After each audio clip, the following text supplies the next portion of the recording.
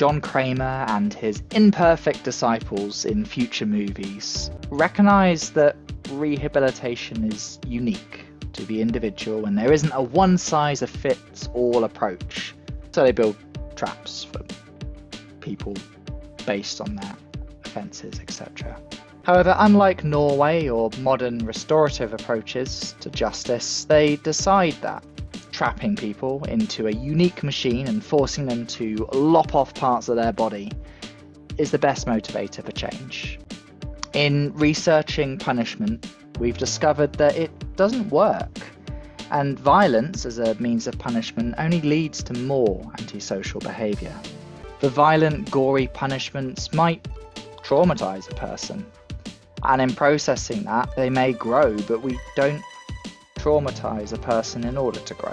We learned that change could come suddenly from spiritual awakenings or from hitting rock bottom, but those things can't be forced on a person, and that having to pull off your fingers is unlikely to be that vehicle of spiritual awakening.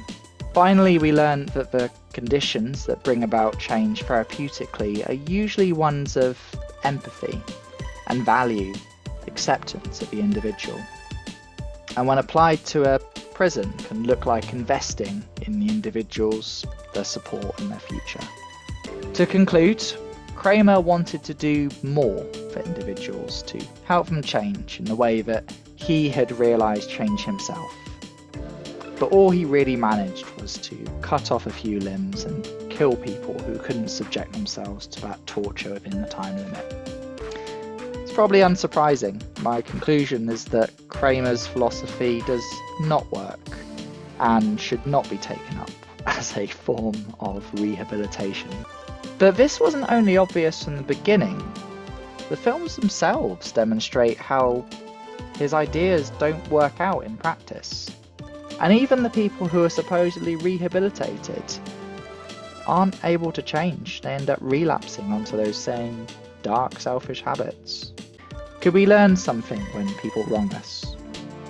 Could we approach them with understanding?